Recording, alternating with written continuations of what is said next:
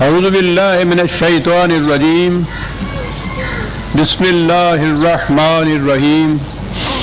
عزیزان من، آج مارچ 1983 کی 4 تاریخ ہے اور درس قرآن کریم کا آغاز سورہ الواقعہ کی آیت 41 سے ہو رہا ہے، 56/41۔ آپ کو یاد ہوگا کہ سابقہ آیات میں جنت یا جنتی زندگی کی تفصیلات اور اس کی آسائشیں، آرائشیں، نعما، ان کا ذکر چلا آ رہا تھا۔ وہ تصویر کا ایک رخ تھا۔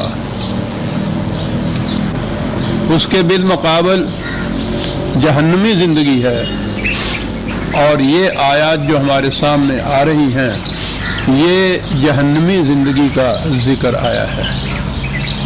اور جیسا کہ میں شروع سے یہ کہتا چلا آ رہا ہوں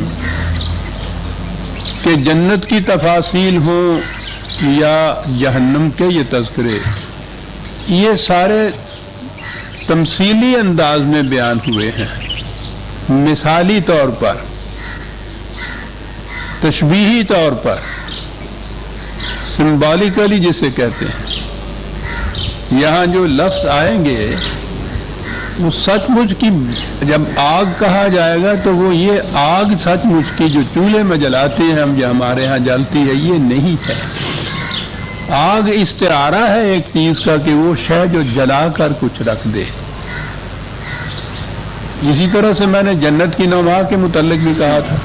پھر یہ چیز بھی ذہن میں رکھیے جو میں بار بار کہتا چلا آ رہا ہوں کہ جنت ہو یا جہنم، جنت اور جہنم جسے آپ کہتے ہیں متعین طور پر، وہ تو ہو سکتا ہے کہ آپ کہیں آخرت میں کوئی اس قسم کی چیزیں ہوں گی، اگرچہ یہ بھی بڑا غور طلب مسئلہ ہے، لیکن بہرحال جنتی زندگی یا جہنمی زندگی اسی دنیا سے شروع ہو جاتی ہے،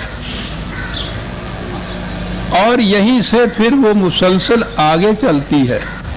ہر شخص اپنا جہنم آپ لے کے آگے جاتا ہے، اپنی جنت تیری پناہ ہے تیرے خون جگر میں، وہ اس کو ساتھ لے کر جاتا ہے۔ یہ کنٹینیوٹی ہے لائف کی، تسلسل ہے زندگی کا۔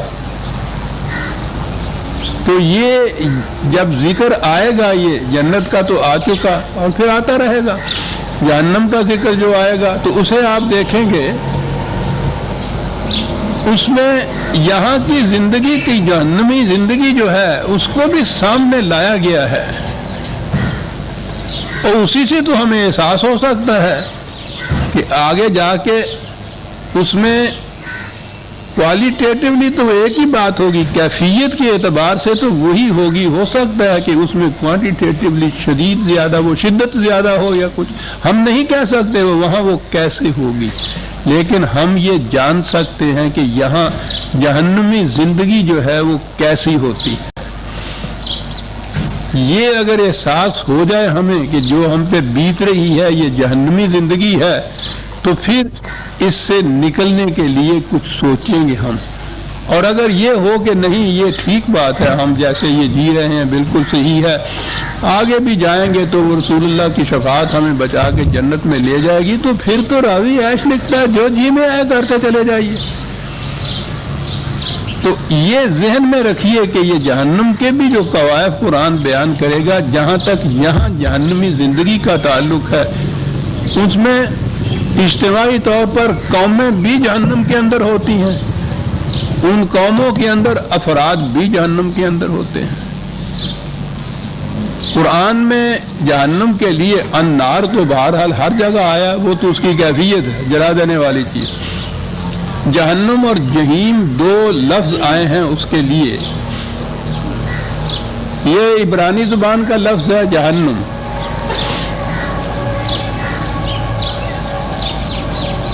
یہ 2 لفظوں سے مرکب ہے، جی ہنوم۔ جی وادی کو کہتے ہیں، ہنوم ایک شخص کا نام تھا، وادی ہنوم یوں ہوا جہنم جہاں سے ہوا۔ اس وادی کے اندر ایک اس دور کی آبادی کا ایک مندر تھا، ملوک تھا، وہ دیوتا ان کا، اس کا بہت بڑا مندر تھا. اس مندر میں ملوک دیوتا کے سامنے انسانوں کو ذبح کیا جاتا تھا اور جلایا جاتا تھا. قربانی دی جاتی تھی انسانوں کی اس دیوتا کے سامنے. تو یہ تو عہد پارینہ کے اندر یہ چلی جاتی ہیں اس قسم کی قربانیاں دیوتاؤں کے سامنے، دیووں کے سامنے. ہمارے ہاں بھی جہالت کے اندر آپ دیکھتے ہیں کہ وہ بچوں کو ذبح کر دیتے ہیں. بہرحال اس دیوتا کے سامنے اس کے حضور انسانوں کو ذبح کر کے جلایا جاتا تھا. یہ خصوصیت تھی جہنم کی.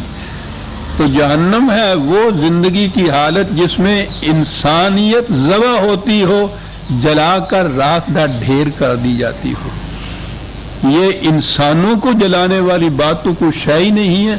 جسم جل جائے تو مرہم لگائیے آرام آ جاتا ہے، لیکن جہاں انسانیت ذبح ہو جائے اور وہ جلا کر راکھ کا ڈھیر بنا دی جائے، یہ وہ جہنم ہے جس میں کہا ہے کہ تم نکل نہیں سکتے.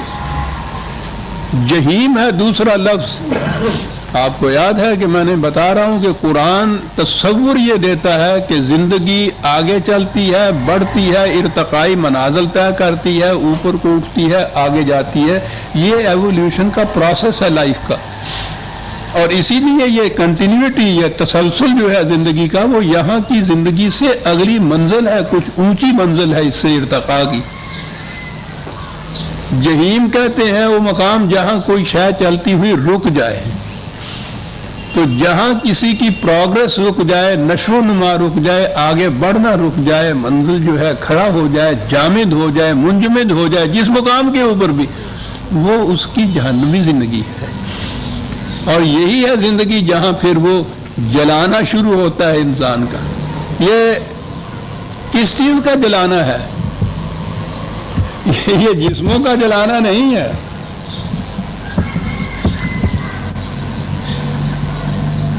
ایک 104/6 نار اللہ الموقدۃ التی تطلع علی الافئدہ. جہنم کی آگ خدا کی جلائی ہوئی جو دلوں کو جس کے شعلے دلوں کو لپیٹ لیتے ہیں. یہ تو وہ شعلے ہیں جو دلوں کو لپیٹتے ہیں.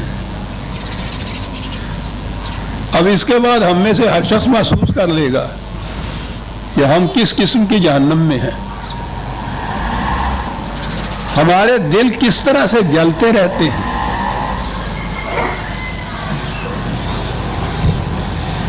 انسانیت کس طرح راکھ کا ڈھیر بنتی رہتی. کن چیزوں سے جسم جلتے ہیں؟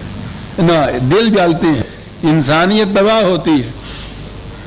یہ جو عذاب ہے جہنم کا، قرآن نے کہا ہے کہ عذاب مہین کہیں کہا ہے، کہیں عذاب یخزیہ کہا ہے. جہاں انسان کو ذلیل کیا جائے، جہاں کسی انسان کو تذلیل ہوتی ہے، وہ جہنم کی زندگی ہے اس کی. اور اسی لیے جہنم کا جو داروغہ ہے اس کا نام مالک بتایا ہے. جہاں بھی کوئی ایک انسان دوسرے انسان کا حاکم اور اس کا مالک اور اس کا آقا بن جائے، ظاہر ہے کہ اس کا نتیجہ جو ہے تذلیل ہے، تحقیر ہے، عذاب الہون ہے، عذاب مہین ہے، ذلت کا عذاب. اب یہ دیکھ لیا نا کہ وہ جو دلوں کو لپیٹتے ہیں شعلے جس آگ کے، وہ آگ کیا ہے؟ تذلیل انسانیت ہے. یہ بھوک پیاس بیماری یہ چیزیں، یہ ایسا عذاب نہیں ہوتی، یہ تو فزیکل چیز ہے. وہ جو دلوں کو لپیٹتی ہے چیز، وہ تذلیل ہے انسانیت کی. تو جہنم میں سب سے بڑی چیز جو ہے یہ جو میں نے ابھی عرض کیا ہے کہ وہاں کا داروغہ جو ہے اس کو مالک کہا گیا ہے. ایک انسان کا مالک دوسرا انسان. یہ تو وہی سلیوری اور غلامی اور لونڈیوں کی زندگی کی بات ہے، انسان کی تو بات نہیں. اور جو ہی ایک کوئی مالک ہوا کسی دوسرے کا تو ذلیل تو اس کے بعد فوراً ہوئی وہ آ ہی جاتا ہے حیوانی سطح کے اوپر، انسانی سطح کے اوپر وہ رہتا ہی نہیں. ملکیت تو حیوانات کے اوپر ہوتی ہے، انسان کی ملکیت دوسرے انسان پر، انسان کی حکومت دوسرے انسان پر. یہ جو زندگی ہے یہ جہنم کی زندگی. اور جو میں نے عرض کیا ہے کہ وہ آگے آنے والی جہنم اپنے مقام پہ برحق، پھر میں بار بار یہ کہتا چلا جاؤں کہ وہ اس سے انکار نہیں، لیکن یہاں بھی جہنم ہے. قرآن کہتا ہے وَمَا هُمْ عَنْهَا بِغَائِبِينَ، تم تو اسے نہیں دیکھ رہے، وہ تمہیں سب کو دیکھ رہی ہے. وہ تو یہاں دیکھ رہی ہے جہنم، ہماری آنکھیں بند ہیں. وہ کہتا ہے کہ تم غافلین ہو، آنکھیں بند کیے ہوئے ہو، جو جہنم کو دیکھ نہیں رہے. جہنم یہاں موجود ہے. اِنَّ جَهَنَّمَ لَمُحِيطَةٌ بِالْكَافِرِينَ، نہ ماننے والوں کو گھیرے ہوئے ہے چاروں طرف سے. وہ تو جہنم گھیرے ہوئے ہے. اگر یہ تصور ذہن میں آ جائے کہ وہ زندگی جس میں تذلیل انسانیت ہے، جس میں انسان دوسرے کا مالک بنتا ہے، وہ اس کا مملوک بنتا ہے، وہ آقا بنتا ہے، یہ معصوم بنتا ہے، جہاں تذلیل ہوتی ہے انسانیت کی، تو یہ جہنم ہے. وہ کہتا ہے کہ تم آنکھیں بند کر کے بیٹھے رہو، اپنے ذہن میں سمجھو کہ نہیں ہم تو بڑی جنت کی زندگی، عیش کی زندگی بسر کر رہے ہیں. الگ بات ہے، تم نہ دیکھو، جہنم تمہیں دیکھ رہی ہے، گھیرے ہوئے ہے چاروں طرف سے جہنم. تو وہ تو آج کی بات ہے جو وہ گھیرے ہوئے ہے. اس تصور کو ذہن میں لے کے برادران عزیز چلتے پھرتے اٹھتے بیٹھتے کبھی سوچئے گا کہ کتنے شعلے ہیں جو ہمارے دلوں کو جلا رہے ہیں، کس کس قسم کی وہ آگ ہے جو بھڑکائی ہوئی جا رہی ہے، جو محیط ہے چاروں طرف سے ہمارے. وَمَا هُمْ بِخَارِجِينَ مِنَ النَّارِ، ہزار چاہیں گے کہ اس سے نکل جائیں، نکل بھی نہیں سکیں گے وہاں سے. ایک مقام کے اوپر ہے کہ کوشش بھی کریں گے، ابھرنے کی بھی کوشش کریں گے، دھکا دے دیا جائے گا، پھر وہیں اسے کہا جائے گا کہ ویزا نہیں مل سکتا. یہ تشریحات ہیں قرآن کے اندر موجود. یہ احساس اگر ہو جائے جو قرآن نے جہنم کی تفاصیل بتائی ہیں، آج کی زندگی میں اگر ہم ان کو محسوس کرنا شروع کر دیں تو پھر تو بہرحال کچھ کوشش کریں نا اس جہنم سے نکلنے کی. اور اگر اس جہنم کا احساس ہی نہ ہو تو پھر تو سوال ہی نہیں.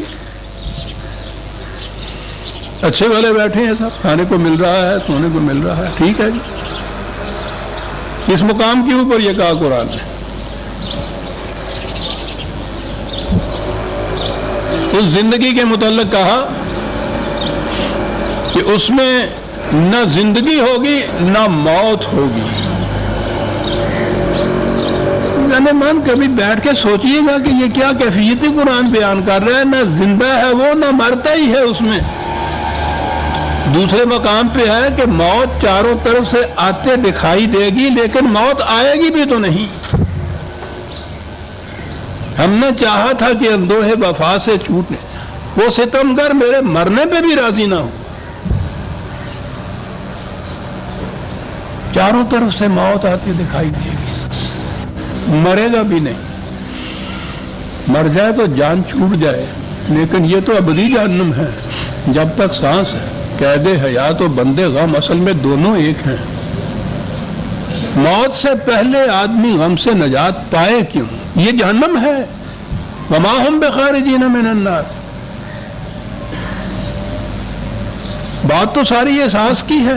احساس ہو جائے کہ واقعی یہ جہنم ہے. یہ بار آگ کی تپش اگر کہیں زیادہ لگنی شروع ہو تو دیکھتے ہیں نا آپ کس طرح بھاگ کے دوسری طرف چلے جاتے ہیں. کچھ تو دعویٰ کرتے ہیں اس سے بچنے کا. کریم میں جس طرح سے جنت کے متعلق ہے، جنت والوں کے متعلق بتایا ہوا ہے کہ ان کی نشانیاں کیا ہیں، علامات کیا ہیں، خصوصیات کیا ہیں، صفات کیا ہیں، اعمال کس قسم کے ہیں، اسی طرح جہنم کے متعلق بھی بڑی تفصیل سے بتایا ہوا ہے. وہ تو مقصد ہی زندگی کا یہ ہے کہ جہنم کی زندگی نہ ہو، اس سے نکال کے جنت کی زندگی جو ہے وہ بسر کرنا سکھائے. یہ ہے مقصود و منتہا قرآن کی تعلیم کا. تو اس لیے اس نے جہاں جنت کی تفاصیل بتائی ہیں، جہنم کے متعلق بھی اسی طرح سے بڑی تفاصیل تو آتی رہیں گی. لیکن بعض جگہ اس نے کچھ کیٹیگریز بتائی ہیں، گروہ، شکیں، کہ اس قسم کی کیٹیگری میں جو لوگ آتے ہیں نا وہ ہیں جہنم میں جانے والے. 2-3 کیٹیگریز تو اس نے بڑی نمایاں طور پہ بتا دی.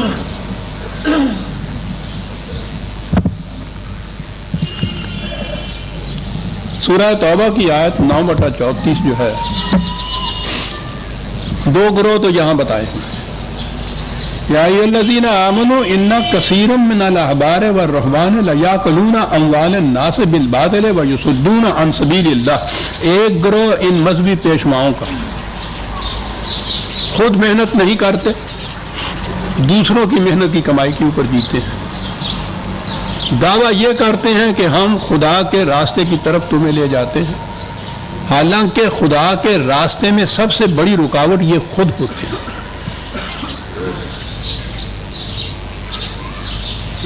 غور فرمایا آپ نے یہ کیا کہا؟ پہلی چیز یہ ہے دوسرے کی محنت کی کمائی کے اوپر عیاشی کی زندگی بسر کر رہا ہے، ابھی آئے گا یہ لفظ۔ اور پھر دوسری یہ چیز کہ وہ کمائی کرنا یہ کہہ کے کہ ہم تمہیں خدا کے راستے کی طرف لے جا رہے ہیں، خدا کے راستے میں سب سے بڑی رکاوٹ یہ ہوتے ہیں، یعنی نہیں دیتے وہاں۔ دوسری کیٹیگری والذین یکنزون الذھب والفضة ولا ينفقونها فی سبیل اللہ، جو لوگ زندگی کی یہ چیزیں جتنی بھی ہیں انسان کی ضرورتوں کے لیے ہیں، ضرورت پوری ہو جانے کے بعد جو باقی فالتو بچا ہوا ہے اس کو اقتناز جسے کہتے ہیں جمع کر کے رکھ لینا اس کو، اور اس وقت کتنے ہی خود ضرورت مند انسان، محتاج انسان فاقے مار رہے ہوں، کتنی ضرورت ان کو ہو، ان کی ضرورت کے لیے اس کو کھلا نہ رکھنا، اپنی ضرورت پوری ہونے کے بعد جو کچھ فالتو ہے اس کو بھی دبا کے رکھ چھوڑنا، دولت کو اس طرح سے جمع کر چھوڑنا، حالانکہ یہ سامان رزق، وہ دولت تو ذریعہ ہوتا ہے ان چیزوں کو خریدنے کا، یہ تو اس لیے بنایا تھا کہ تمام انسانوں کی ضروریات زندگی پوری ہوتی رہے، لیکن اس قسم کا معاشرہ جس میں تقسیم کی یہ صورت ہو کہ جس کا داؤ چلے وہ جتنا جی چاہے سمیٹ کے لے جائے اور باقی بھوکے مارتے رہیں، کہا یہ لوگ جو اس طرح سمیٹ کے رکھ لیتے ہیں تو دو کیٹیگریز بتا دی، تو یہی یہ مذہبی پیشوائیت، علماء اور مشائخ دونوں اس کے اندر قرآن نے ذکر کر دیا ہے، اور وہ لوگ کہ جو اپنی ضرورتوں سے زائد جو کچھ ہے اس کو اس طرح سے دبا کے جمع کر کے رکھ لیتے ہیں، فبشرہم بعذاب علیم، اے رسول ان کو اعلان کر دو ایک دردناک عذاب کا، یوم یحمى علیہ فی نار جہنم، جب انہیں جہنم کی آگ میں جلایا جائے گا، فَتُقْوَى بِهَا حِبَاؤُهُمْ وَجُنُوبُهُمْ وَظُهُورُهُمْ، یہ اب تمثیلی انداز آ گیا، یہ ان کے روپے، پیسے، پاؤنڈ، سٹرلنگ، سکے جہنم کی آگ میں تپائے جائیں گے، تمثیلی بیان ہے، ان سے داغا جائے گا، ان کے ماتھوں کو، ان کی پشتوں کو، ان کے پہلوؤں کو، کہا جائے گا ھذا ما کنزتم لانفسکم، یہ ہیں وہ سکے جنہیں تم نے بجائے اس کے کہ حاجت مندوں کی ضرورت پوری کرنے کے کام آئے اپنے لیے تم نے جمع کر کے رکھا تھا، فذوقوا ما کنتم تکنزون، اب وہ آگ نہیں، یہی جو تم نے اس طرح سے دوسروں کو محتاج رکھ کر اپنے لیے جمع کر چکا ہے، اب اس عذاب کا مزہ چکھو۔ غور فرما رہے ہیں عزیزان من، کیا نظام دے رہا ہے قرآن، جس میں نہ مذہبی پیشوائیت ہے نہ سرمایہ داری ہے، ہر فرد کی ضروریات زندگی پوری ہوگی۔ اب یہ جو چیز ہے کہ یہ خدا کے راستے کی طرف جانے میں خود رکاوٹ بن جاتے ہیں، تیسری کیٹیگری آئی، وہ سامنے آ جائے گی، بات صاف ہو جائے گی۔ سورہ اعراف کی آیت 179 179 دو گروہ، دو شکیں، دو کیٹیگریز ہمارے سامنے آ گئی، یہ تیسری کیٹیگری ہے ان عوام کی۔ وَلَقَدْ زَرَعْنَا لِجَهَنَّمَ كَثِيرًا مِنَ الْجِنِّ وَالْإِنسِ، کہتے ہیں یہ آبادیاں متمدن دنیا کی شہروں کی ہوں، آبادیاں باہر کی ہوں، کچھ لوگ ایسے ہوتے ہیں کہ جن کے حالات بتا رہے ہوتے ہیں کہ یہ تو جہنم میں جانے والے ہیں، یہی پتہ چل جاتا ہے، یعنی اس نے بتایا ہے علامت کہ ان کو دیکھ کے پتہ چل جاتا ہے کہ یہ جہنمی ہے۔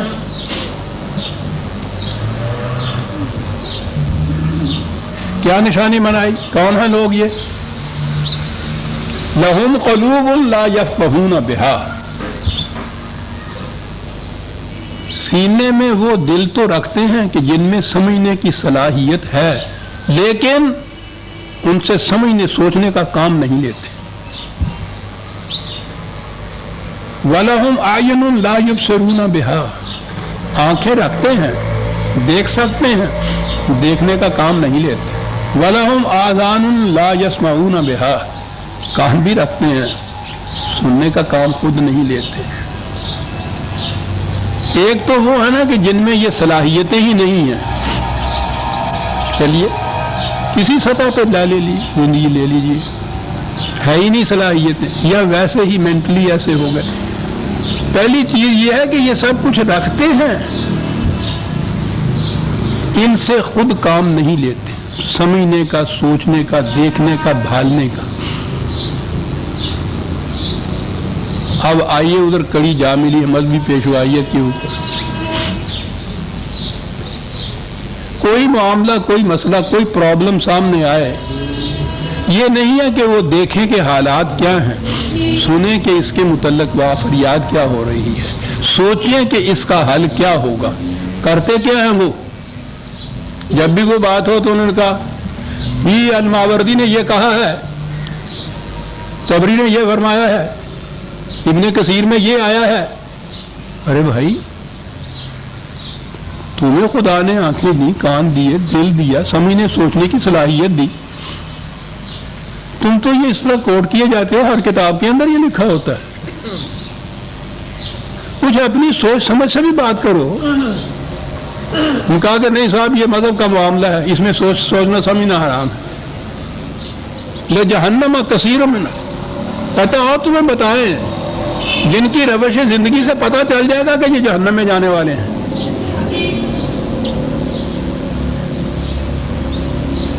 یہ سطح زندگی انسان کی نہیں ہے، یہ حیوان کی سطح زندگی ہے۔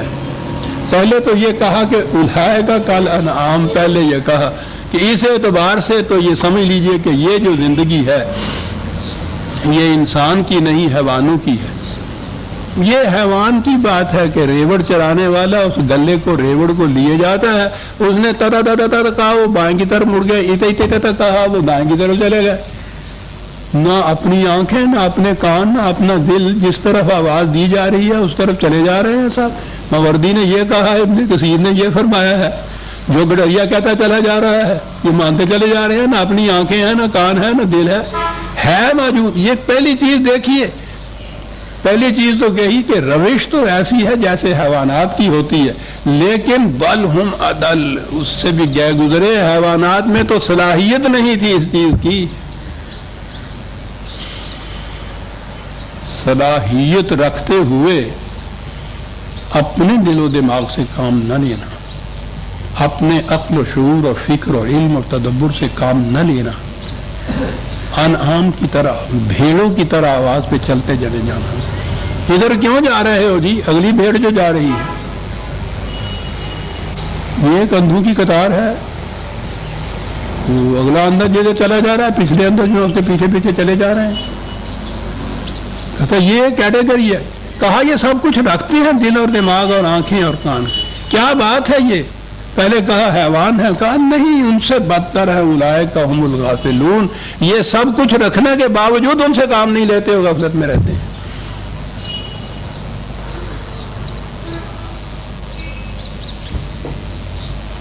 اور کیٹیگریز جو ہیں ان کو تو سر دست چھوڑ دیجیے، یہ 3 کیٹیگریز ہی لے لیجیے۔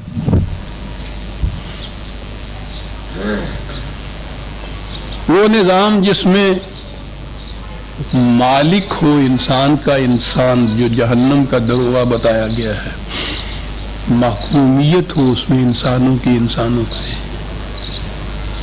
وہ معاشرہ جس میں اوپر کی کیٹیگریز تو 2 ہی بتا دیں کہ ایک تو وہ کہ جو خدا کی طرف دعوت دینے کے مدعی ہیں اور خدا کی طرف جانے والے راستے کے اندر روک بن کر کھڑے ہوئے ہیں، نہ خود سوچنے سمجھنے سے کام لیتے ہیں، نہ تمہیں سوچنے سمجھنے دیتے ہیں۔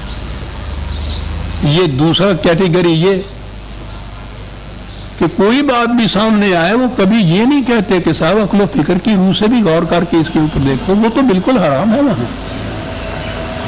کوٹ کر دیجئے کہ صاحب فلاں نے یہ کہا، فلاں نے یہ فرمایا، یوں کسی نے یہ کہا ہے، آواز باہر سے جو آ رہی ہے اس کے اوپر یہ بھیڑوں کا غلہ چلا جا رہا ہے اور چلا جا رہا ہے۔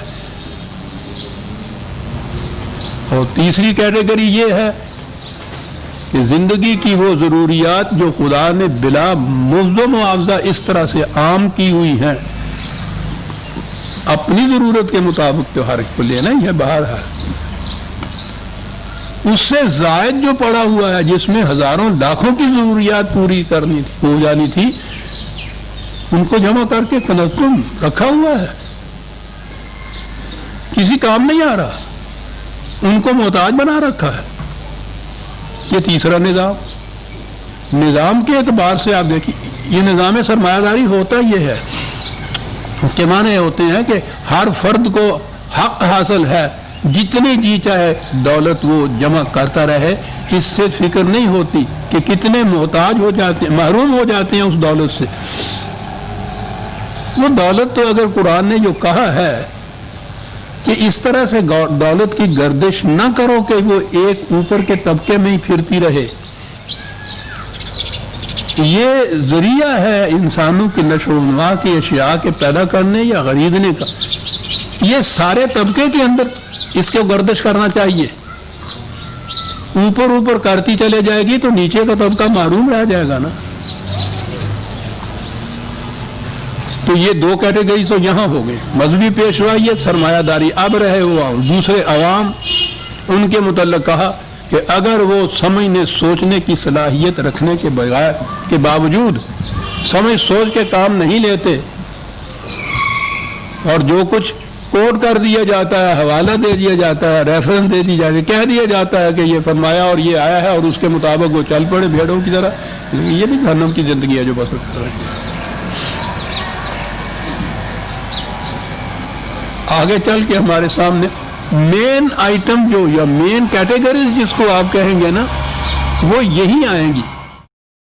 خدا کے نام پہ دھوکہ دینے والے، خدا کے نام پہ دھوکہ دینے والے،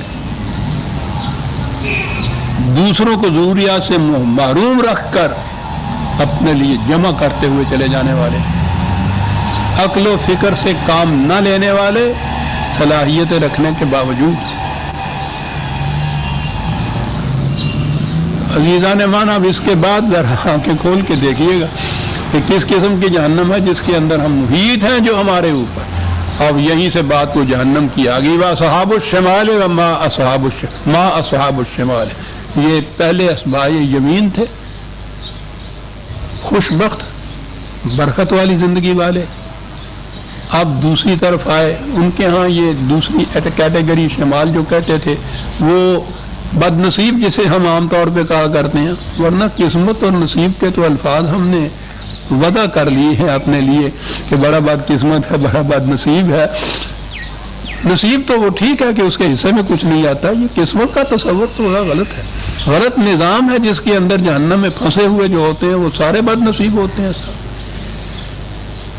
تو اصحاب الشمال اس معنی میں جس میں ہم کہتے ہیں نا کہ اب آئیے ان کی طرف جو بڑے بد نصیب ہیں بیچارے، کیونکہ ادھر اصحاب یمین کہا تھا جس کے معنی دائیں ہاتھ والے ہوتے ہیں، فی سموم و حمیم۔ اب وہ آئی تمثیلی بیان جو آیا ہے، وہی جس کو عذاب کہا جائے گا۔ عرب جیسا ملک، صحرا جیسا، ہم تو جانتے ہی نہیں سموم ہوتی کیا ہے کم بات۔ یہ تو کبھی کبھی ہمارے ہاں لو چلتی ہے تو اس لو میں بھی آپ دیکھیے اس کے تھپیڑے کیا کرتے ہیں انسان کو، لیکن یہ لو تو اس لو کے مقابلے میں شے کچھ نہیں ہوتی۔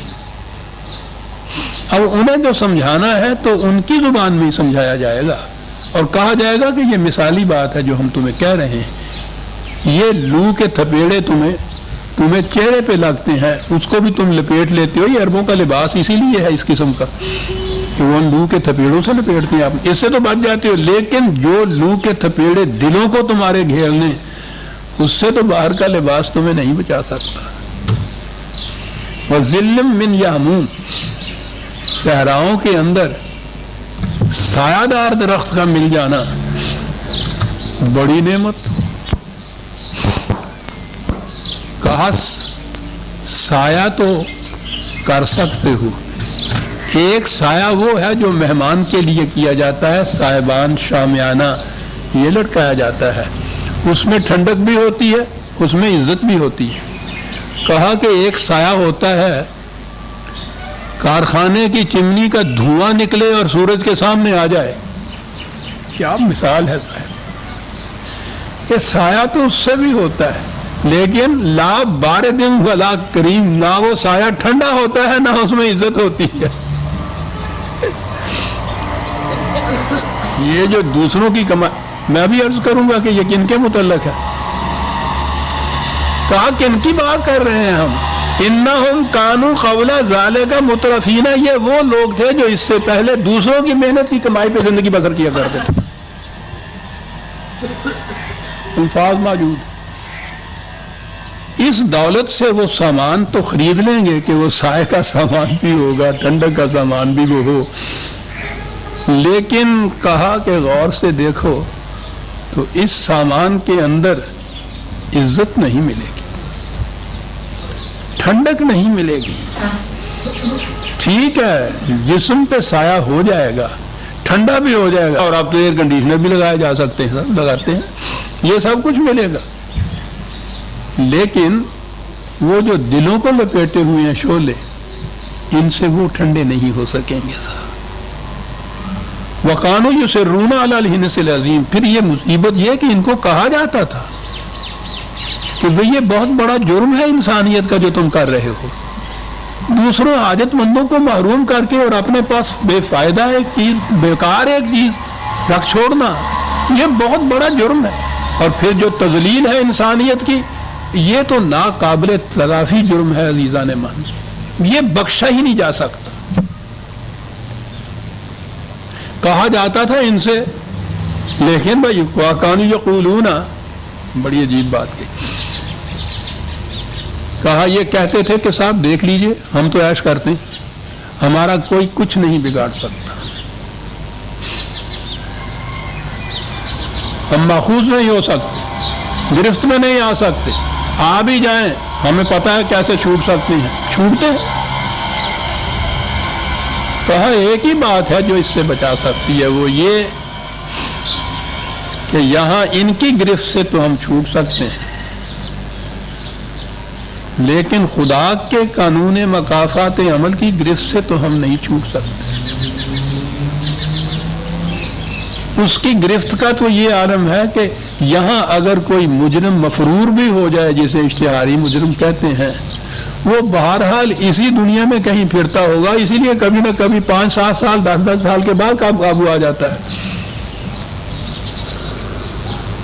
یہ ذہن میں آ جائے کہ یہاں اگر ہم بھاگ جائیں گے تو چھوٹ جائے۔ وہ کہتا ہے کہ خدا کے قانون مکافات کی گرفت سے بھاگ کر کہاں جاؤ گے؟ وہاں تو مرنے کے بعد بھی تم نہیں چھوٹ سکتے، زندگی آگے چلے گی، وہاں پکڑے جاؤ گے۔ اور ایک ہی چیز ہے عزیزان من جو اخلاق کو سنوار سکتی ہے، نظام کو سنوار سکتی ہے، جس سے یہ خرابیاں دور ہو سکتی ہیں، بنیادی چیز خدا کے قانون مکافات عمل پر ایمان۔ جس چور کو یہ پتہ ہو کہ سامنے سپاہی کھڑا ہے، وہ اس وقت تو کبھی چوری نہیں کرے گا۔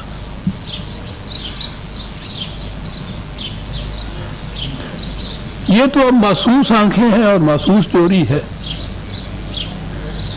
جس کے متعلق یہ کہا جائے کہ وہ قانون مکافات تمہارے دل میں گزرنے والے خیالات تک سے بھی واقف ہے،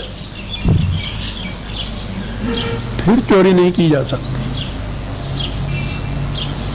وَبِالْآخِرَةِ هُمْ يُوقِنُونَ، قرآن کے پہلے ہی صفحے کے اوپر پہلی جو سورت سمجھ لیجئے فاتحہ کے بعد پہلی چیز یہ کہی گئی ہے، یقین اس بات کا کہ ہماری قرآن کے الفاظ میں کہ نگاہ کی خیانت اور دل کا ارادہ بھی اس کی گرفت سے نہیں بچ سکتا۔ ایمان اس چیز کے اوپر، ایمان کیا ہو؟ وہ چور کا ایمان کہ وہ سپاہی دیکھ رہا ہے، اس قسم کا اگر ایمان ہے کہ خدا کا قانون ایسی نگاہ رکھتا ہے مجھ پر، اس سے ہی اصلاح ہو سکتی ہے، قوانین سازی سے نہیں۔ पुलिस बढ़ाने से नहीं। इससे जिस्मों को गिरफ्तार तो किया जा सकता है, इरादों को नहीं किया जा सकता, दिलों को नहीं किया जा सकता। और इंसान का सारा अमल तो इरादों के ऊपर मबनी होता है। इरादा ये हो जाए कि मैंने किसी की चीज नहीं चुरानी, बड़ी हुई हो चीज तो उसको नहीं उठा सकता आदमी पर। इरादा हो तो चुरानी है, 1000 तरीके 1000 बहाने निकलाते हैं उससे।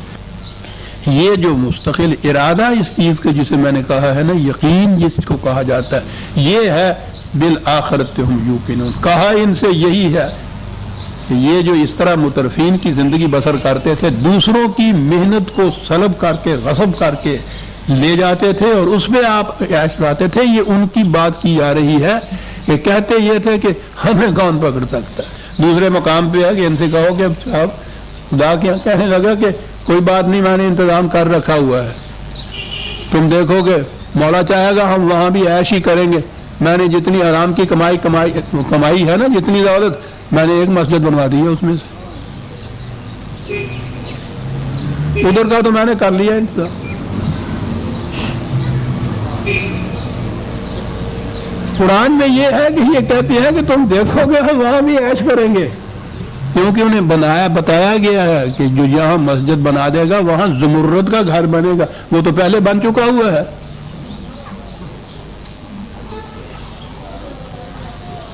वो किसी और को दिया भी नहीं जा सकता, वो किराएदार भी उसमें नहीं होगा, खाली होगा, पड़ा हुआ, वहां चाबी हमारे पास होगी, जाएंगे खोल के बैठ जाएंगे। क्या बात है कुरान की कि तुम देखोगे हम वहां भी ऐश करेंगे।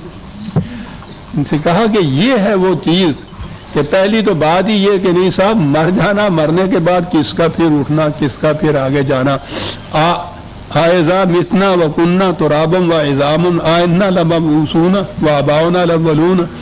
क्या कह रहे हो तुम कि हमारे जो पहले मर गए हैं वो भी इस तरह से जिंदगी आगे चलेगी, उठेंगे, हम मर जाएंगे, मरने के बाद उसकी गिरफ्त में आ जाएंगे। क्या कह रहे हो तुम, इस किस्म की बातें कर रहे हो।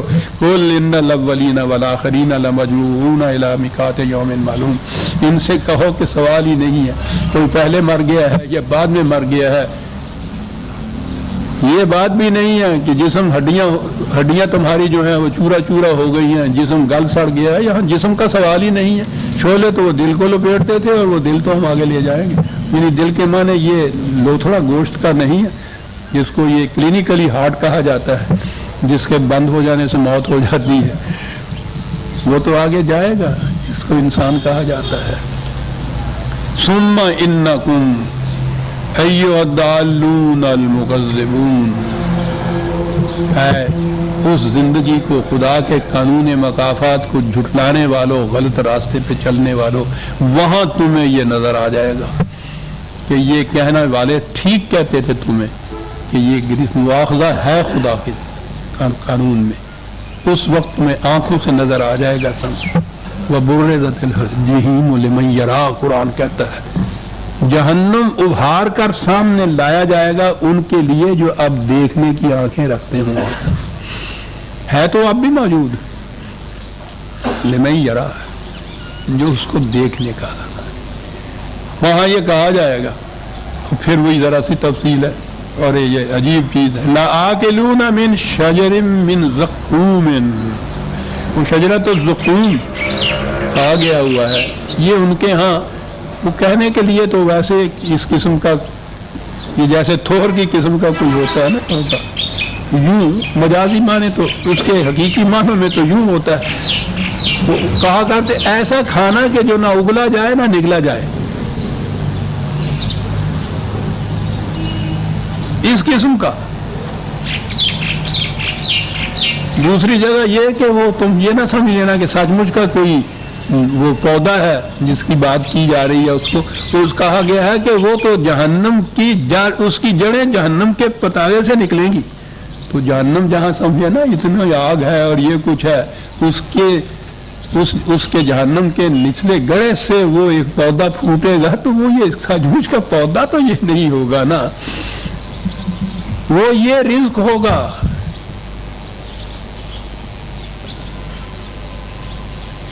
यही बात बता दी कि ये कौन लोग हैं जिनको ये रिस्क मिलेगा। 44/44 بڑی تفصیلات ہیں عزیزان من جہنم کی زندگی. بچ ہی سکتا ہے انسان اس طرح سے. اور 44/45 والی لے لیجیے. ان شجرۃ الزقوم طعام الاثیم. پہلی بات تو یہ کہہ دی یہ زقوم یہ رزق کن کا ہے. یہ میں نے پہلے بھی بتایا تھا کہ ہمارے ہاں تو ترجموں کے اندر جتنے الفاظ ہیں نا اسم اور عدوان اور عصیان اور یہ سب کا ترجمہ گناہ ہی کیا جاتا ہے. یہ ایسی بات نہیں ہے کہ یہ شاعری ہے کہ کبھی یہ لفظ کہہ دیا کبھی وہ. یہ تو شعر کے لیے ہوتا ہے نا, وزن کے لیے, قافیے کے لیے. قرآن کا تو ایک ایک لفظ پہاڑ کی طرح اٹل ہے, الگ معنی رکھتا ہے. اسم ہوتا ہے جس میں انسان تھک جائے, مزمل ہو جائے محنت کرنے کی, اس میں سخت باقی نہ رہے. یہ دوسروں کی کمائی کے اوپر جب جینے کی عادت پڑ جائے اس میں محنت کرنے کی سخت ہی نہیں رہتی. اس لیے اس نے نظام یہ بتایا ہے کہ لیس للانسان الا ما سعی. محنت کا معاوضہ ملنا چاہیے, یاد رکھو. اس سے قومیں زندہ رہتی ہیں. اگر بغیر محنت کیے ہوئے آپ اس قسم کی عیاشی کی زندگی بسر کر سکتے ہیں تو محنت کرنے کی صلاحیت ہی ختم ہو جاتی ہے. اس کے بعد آپ اس قابل ہی نہیں رہتے کہ زندہ محنت کرنے والے جفاکش انسانوں کے ہمدوش چل سکیں.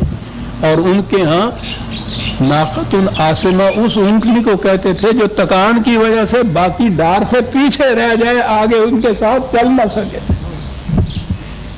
برادران عظیم, افراد کو چھوڑ دیجیے, قوموں کو دیکھیے, اپنی قوم کو دیکھیے. زندہ قومیں جو اس سطح پہ جو زندہ قومیں ہیں, فزیکلی بھی جو زندہ قومیں ہیں, میٹیریلی بھی جو زندہ قومیں ہیں, ہم تو ان کے ساتھ چلنے بھی قابل نہیں رہے. ہم سے زیادہ ناقۃ و عاصمۃ کون ہوگا؟ تھکی ہوئی اونٹنی کون ہوگی؟ قافلہ آگے جا رہا ہے, ڈار آگے جا رہی ہے, ہم ان کے ساتھ نہیں چل سکتے کہ تھک چکے ہوئے. کیسے تکان آتی ہے؟ محنت کرنی چھوڑ دی جائے اگر تو. کہا کہ یہ جو تھا آکلون شجرۃ من زقوم طعام الاثیم تھا. کس کو دیا جائے گا؟ یہ انہیں دیا جائے گا اور کہا جائے گا ذق. بڑی زور کا من کام جانے, ذق ٹھونسا جائے گا اس کے منہ میں. کہا جائے گا, یہ لفظ ہی آپ دیکھیں, یہ ذق کا لفظ جو قرآن میں, وہ تو ایک لفظ کے اندر بحاک آتی ہے. انداز قرآن کا لفظ میں تصویر کھینچ دیتا ہے. ٹھونسا جائے, کھایا نہ جا سکے, نگلا نہ جا سکے. اس سے کہا کہ چکھو, چکھنا پڑے گا. کیوں؟ انا کا انت العزیز الکریم. وہاں تو بہت بڑا آنریبل بنا پھرتا تھا سر, اپنے آپ کو بڑا صاحب عزت بنا رہا تھا. عزیز بھی کہ میں بڑی قوتوں کا مالک ہوں. کریم بھی سمجھتا تھا کہ صاحب میں بڑا باعزت ہوں. صاحب دولت جب معیار ہو جائے آپ کے قوت کی, عزت کی, محنت کرنی چھوڑ دیتا ہے آدمی, پھر عظیم ہو جاتا ہے. یہ دیکھیے, یہ طعام عظیم کہا گیا ہے. کھانے کی تو صلاحیت یہ ہے نا کہ کھائے تو توانائی آئے انسان کے اندر, قوت آ جائے, چلنے کی طاقت آ جائے. بیمار کے بعد بھی کہتے ہیں کہ صاحب انہیں کوئی کھلاؤ بلاؤ ہے, تھوڑا جہا تندرست ہوئے. طعام جو ہے صحیح, اس کا یہ نتیجہ ہونا چاہیے. لیکن ایک طعام وہ ہے کہ اس کے بعد اور زیادہ توانائی کام ہو جائے. وہ یہ ہے طعام جو دوسروں کی محنت کے اوپر آدمی کھاتا ہے, اس کی توانائی اسی طرح کم ہوتی چلی جاتی ہے. خواہ وہ فرد ہو, خواہ وہ قوم ہو, صحیح کی اس کے اندر ہمت ہی نہیں رہتی. پھر محنت کر کے کھانے کی عادت ہی نہیں رہتی اس کے لیے. طعام الاثیم قرآن ہے. یہ ہے وہ رزق جس کو زقوم کہا گیا ہے. ذق انک انت العزیز الکریم. یہ ہے وہ دولت کے انبار ہیں. بہت بڑا صاحب قوت اور صاحب عزت کریم بھی ساتھ ہے کہ بڑا معزز سمجھتا تھا. ان کی بارگاہ میں جب وہ استقبالیہ میں وہ پڑھا جاتا ہے نا, اس کے یہاں کا جو فریم کر کے پھر جو دیا جاتا ہے، اس میں القاب ان کے جو ہوتے ہیں وہ ذرا دیکھیے عزیز و کریم، تو 2 ہی لفظ ہیں صاحب، دنیا بھر کے اوصاف ان کے ہاں، اس لیے کہ اس نے زیادہ سے زیادہ غریبوں اور محنت کشوں کی دولت کو سلب کیا تھا۔ ذک انا کا انتن، عربی جاننے والے جانتے ہیں کہ پہلے انا کا بھی کہا پھر انتا بھی کہا، اس میں بڑی شدت سے ایک چیز بیان کی جاتی ہے، چکھ اس کو، کھا اس کو، بہت بڑا بنا پھرتا تھا، مترفین میں اس کا طبقہ تھا۔ یہ ہے وہ رزق عزیزان من، اور جس کے متعلق وہ کہا گیا تھا کہ اے طائر لاہوتی، اس رزق سے موت اچھی جس رزق سے آتی ہو پرواز میں کوتاہی۔ یہ پرواز میں کوتاہی آ جاتی ہے، اس رزق سے محنت کرنے کی عادت ہی نہیں رہتی، پھر وہ فرد بھی اس طرح سے مزمل ہو جاتے ہیں، اس کے قبا قومیں بھی اس طرح سے تباہ ہو جاتی ہیں، دوسری قوموں کے ہمدوش چلنے کے وہ قابل ہی نہیں رہتی۔ اس طرح سے اگر مانگ تانگ کے کہیں سے روٹی کھا کے گزارا بھی کیا، لیکن اس رزق سے اور توانائی کام ہوتی چلی گئی، اس رزق سے موت اچھی۔ کیا بات کیا ہے، یہ شخص ہے، یہ ہے شجرۃ الزقوم عزیزان من۔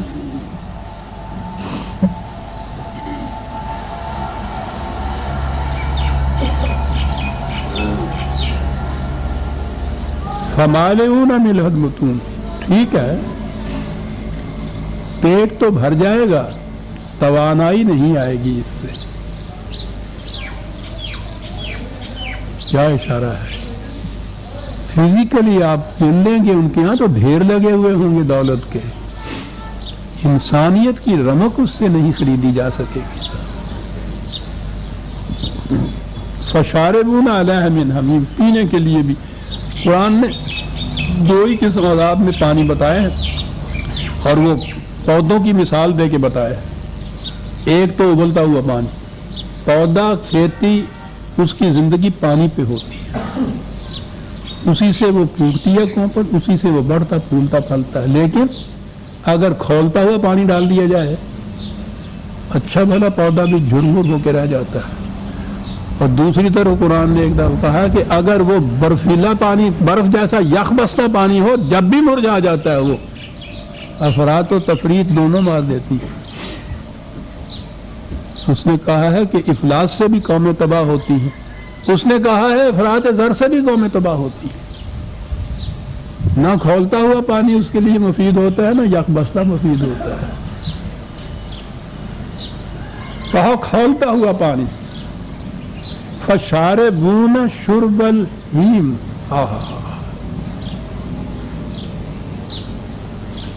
ایک تو ضرورت ہوتی ہے نا، انسان کی بھوک لگی ہوئی ہے، ضرورت ہے، ایک روٹی کھا لے گا، 2 کھا لے گا، 4 کھا لے گا، اس کے بعد تو بھوک ختم ہوگی، ٹھیک ہے، بھوک احتیاج پوری ہو گئی۔ پینے کے لیے پانی کتنا پی لے گا، بہت ہی زیادہ دوپہر کے وقت بھاگا ہوا پیاسا آئے گا تو 1 گلاس کے بعد وہ دوسرا گلاس آپ دے دیں گے، دوسرا پی لے گا، اس کے بعد ختم ہو جائے، پیاس ختم ہو گئی۔ ان کے ہاں ایک بیماری لگتی تھی اونٹوں کو، پتہ نہیں ادھر کی جانوروں کو بھی، مواشیوں کو لگتی ہے، اسے جھوٹی پیاس کہتے تھے۔ جھوٹی پیاس میں مارا مارا وہ پھرتا تھا، پانی پیتا تھا، پیاس بجھتی نہیں تھی۔ غور فرماتے ہیں آپ، یہ نظام سرمایہ داری، یہ سرمایہ داروں کا نقشہ کیا کھینچا ہے۔ ضرورت کے لیے تو ایک حد متعین ہوتی ہے، اس سے زیادہ کتنا کروڑ پتی کیوں نہ ہو صاحب، وہ بھی اگر وہ بھوک اس کی 2 روٹی کی ہے 3 نہیں کھا سکتا، لیکن روپے کروڑوں بینک میں جمع کرتا چلا جاتا ہے، اس کی حد نہیں ہوتی۔ یہ کیا ہے، الہاکم التکاثر حتی زرتم المقابر، ضرورت نہیں، ایک دوسرے سے آگے بڑھنے کی ہوس جو ہے وہ اس کو لیے چلے جا رہی ہے، بھاگتا چلا جا رہا ہے، تھکا ہوا بھاگ رہا ہے، تاکہ قبر کے گڑھے میں جا گرتا ہے۔ کہا کہ وہ پانی جو ہے وہ اس پیاسے اونٹ کی مانند ہے، ان کی کیفیت، پانی پیتا ہے، پیاس بجھتی نہیں ہے، ان کی پیاس وہ حقیقی پیاس نہیں ہے جو ایک یا دو گلاسوں سے بجھ جائے، وہ تو شرب الہیم ہے، اس اونٹ کی پیاس ہے کہ جس کی پیاس بجھتی نہیں ہے۔ الہاکم التکاثر حتی زرتم المقابر، ایک ریس لگی ہوئی ہے زیادہ سے زیادہ دولت جمع کرنے کی، چلے جا رہے ہیں، بھاگے چلے جا رہے ہیں اس کے پیچھے جناب، ہیم کی طرح، اس اونٹ کی طرح جس کی پیاس بجھتی نہیں ہے۔ حتی زرتم المقابر، تاں کہ قبر کے گڑھے میں جا پڑتے ہیں۔ یہ ہوگا وہاں ھذا نزلہم یوم الدین، نتائج کے برآمد ہونے کا جو وقت آئے گا اس میں اس انداز کی ان کی مہمانی ہوگی کہ یہ بہت بڑا اپنے آپ کو معزز اور آنریبل سمجھا کرتا تھا۔ ہاں ایک لفظ اور، نحن خلقناکم فلولا تصدقون، بات اب دلائل پہ آ گئی آگے، یہ بات جو تم کہتے ہو کہ اس مرنے کے بعد کی پھر تم زندگی کو کہہ رہے ہو، قرآن اس کے لیے محسوس اور مشہود مظاہر سے دلائل دیتا ہے۔ اسی زندگی کی یہ جو فزیکل لائف ہے دلائل دیتا ہے اس کی، یہ نہیں کہتا کہ وہ اسی قسم کی ہے لیکن دلائل دیتا ہے۔ کہتا ہے پہلی چیز جو ہے کہ تمہیں یہ معلوم ہے یہ کہنے والا کون ہے کہ زندگی آگے چلے گی؟ یہ کہنے والا وہ ہے کہ جس نے تمہیں پیدا کیا نہ لے کہ تم تھے ہی نہیں۔ کیا دلیل ہے؟ جو عدم سے وجود میں لا سکنے کے قابل ہے، جو تم کہتے ہو وہ تو یہی ہے نا کہ یہ جسم تمہارا جو ہے ہڈیاں بوسیدہ ہو جائے گا، ہڈیاں بوسیدہ ہو جائیں گی، گل سڑ جائے گا۔ چلیے ان لوگوں سے بھی پوچھئے تو مادہ تو انڈسٹرکٹیبل ہوتا ہے، یعنی معدوم نہیں ہوتا، یہ اور تبدیل ہو جاتا ہے، یہ وہ مٹی میں مل جائے گا جسم تمہارا، کیڑے کھا جائیں گے، وہ اجزاء اس کے یوں تو پریشان ہو جائیں گے، ہوا کرے وہ تو رہیں گے۔ وہ کہتا ہے وہ یہ کہنے والا وہ ہے جس نے اس طرح تمہیں پیدا کیا کہ تم معدوم تھے، تم کوئی شے ہی نہیں تھے، فرام نتھنگنیس ٹو کریشن۔ اس کے لیے کیا مشکل ہے کہ جسے تم کہتے ہو کہ موت آ گئی، ہڈیاں گل سڑ گئی اور تمہیں زندگی دے دے، وہ سوچو تو صحیح، اس پہ مانتے ہو نا اس چیز پہ کہ واقعی اس حالت سے اس نے تمہیں زندگی دی اور انسان بنایا اور یہ زندگی قائم ہے۔ وہ کہنے والا یہ کہہ رہا ہے، تم کس طرح سے جھٹلا سکتے ہیں اس کو؟ فلولا تصدقون۔ اور آگے پھر اس کی تشریح چلتی ہے اسی دلیل کی۔ عزیزان من، آج کا وقت ہو گیا، ہم سورہ الواقعہ کی آیت 57 تک آ گئے ہیں، 58 سے آئندہ لیں گے۔ ربنا تقبل منا انک انت السمیع العلیم۔ شکریہ۔